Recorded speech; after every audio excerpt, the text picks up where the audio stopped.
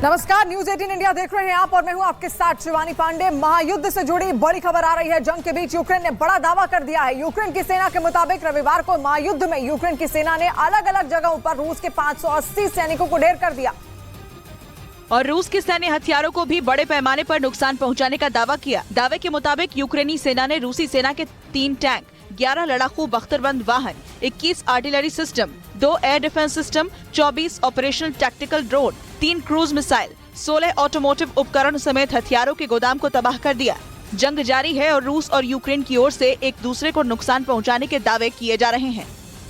वहीं महायुद्ध के बीच यूक्रेन ने 2 रूसी कमांडरों को ढेर कर दिया है, जिसकी पुष्टि रूस के रक्षा मंत्रालय ने की और कहा गया कि पूर्वी यूक्रेन की लड़ाई में बखमुत इलाके में रूस के 2 सैन्य कमांडर मारे गए। रक्षा मंत्रालय के मुताबिक एक दिन पहले युद्ध मोर्चे पर commander 4th motorised rifle brigade के प्रमुख कर्नल व्याचेस्लाव माकरोव की मौत हो गई, जबकि हमले में घायल कर्नल येवगेनी ब्रोवोको ने अस्पताल में दम तोड़ा।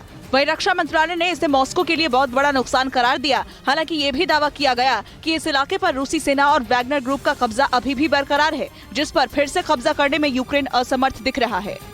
उधर रूस की सेना ने डोनेस्क में यूक्रेन के सैन्य ठिकानों पर हमले का दावा किया। पिछले साल रूस ने डोनेस्क पर कब्जा कर रूस का हिस्सा बता दिया था, लेकिन अब उसी डोनेस्क में यूक्रेन के ठिकानों पर हमले का दावा कर दिया, जिसका वीडियो रूस के मीडिया ने जारी किया, जिसमें रूस के सैनिक T-90 टैंक से यूक्रेन के ठिकानों पर हमला करते हुए नजर आए।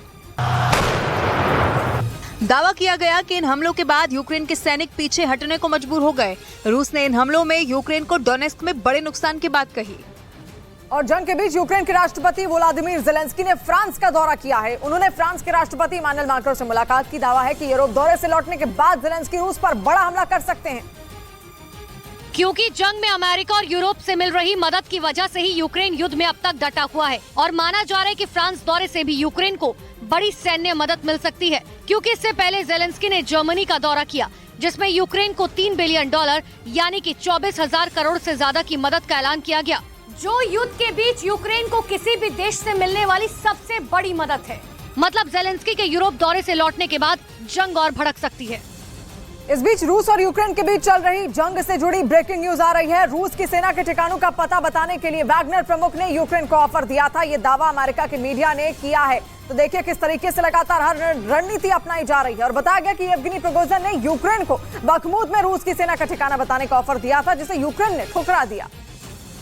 और इसी के बाद वैगनर की सेना ने बखमुत पर कब्जा किया था। वॉशिंगटन पोस्ट ने अमेरिका की खुफिया रिपोर्ट का हवाला देते हुए दावा किया कि वैगनर प्रमुख ने यूक्रेन को अपनी सेना बखमुत से हटाने को कहा था, जिसमें येवगेनी प्रिगोजिन ने कहा बखमुत से नहीं लौटना उनकी मजबूरी है। मतलब वैगनर प्रमुख नहीं चाहते थे कि वो रूस की सेना के साथ बखमुत की लड़ाई साथ लड़े और इस युद्ध में जीत का श्रेय रूस की सेना को जाए।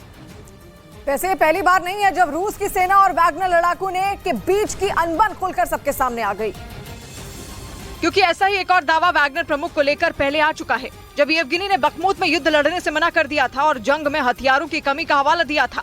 और अब उनके नए ऑडियो को लेकर भी बड़ा दावा सामने आया है।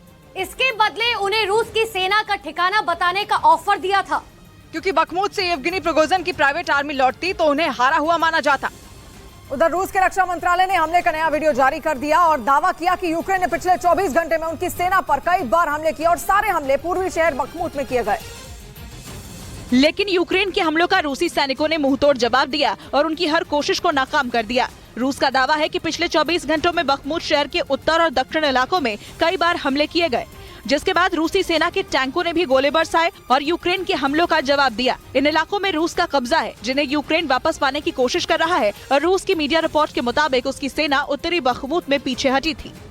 उधर रूस के रक्षा मंत्रालय ने यूक्रेन के हमलों को नाकाम करने का दावा किया और आरोप लगाया गया कि यूक्रेन के सैनिक रूस के कब्जे वाले दक्षिण पश्चिम बखमुत पर हमले का प्लान बना रहे थे, जिन्हें रूस की सेना ने समंदर से हमला कर यूक्रेन की साजिश को नाकाम कर दिया, जिसका रूस के रक्षा मंत्रालय की तरफ से वीडियो जारी किया गया, जिसमें उसकी मिसाइल हवा को चीरती हुई यूक्रेन के सैन्य ठिकानों पर जा गिरी, जिससे जोरदार धमाका हुआ। रूस ने दावा किया कि इस हमले में पश्चिमी देशों से मिले हथियारों को तबाह कर दिया गया। रूस के मुताबिक यूक्रेन की सेना दक्षिणी पश्चिम बखमुत पर कब्जा करने के लिए घुसपैठ की योजना बना रही थी, लेकिन रूस की सेना ने हमला कर उसके प्लान पर पानी फेर दिया। और महायुद्ध के बीच रूस ने एक बार फिर नेटो को आंख दिखाई है। पुतिन ने नेटो सदस्य देशों की सीमा के पास 16 बॉम्बर तैनात कर दिए हैं। रूस ने नॉर्वे और फिनलैंड की सीमा से करीब 200 किलोमीटर दूर ओलेनिया एयरबेस पर बॉम्बर तैनात किए हैं। पश्चिमी मीडिया रिपोर्ट के मुताबिक रूस अगस्त 2022 में 4 Tu-160 बॉम्बर, अक्टूबर में 10 से ज्यादा Tu-95 बॉम्बर तैनात कर चुका है और अब Tu-160 एयरक्राफ्ट भी यहां पर तैनात किया गया।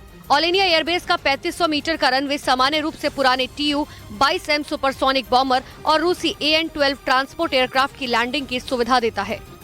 और जर्मनी ने एक बार फिर यूक्रेन को अपना पूरा समर्थन देने की बात दोहराई है, साथ ही एक बड़ी सैन्य सहायता देने का भी ऐलान किया, जिसके बाद से ये कयास लगाए जा रहे कि यूक्रेन रूस पर बड़ा हमला कर सकता है। दरअसल यूक्रेन के राष्ट्रपति व्लादिमीर जेलेंस्की जर्मनी यात्रा पर थे। इस दौरान जर्मनी के चांसलर ओलाफ स्कोल्स और उनके बीच द्विपक्षीय वार्ता हुई, जिसमें उन्होंने यूरोपीय संघ की सदस्यता की दिशा में यूक्रेन को पूर्ण समर्थन देने की पेशकश की। इस दौरान जेलेंस्की को प्रतिष्ठित शार्लेमेन पुरस्कार से सम्मानित भी किया गया।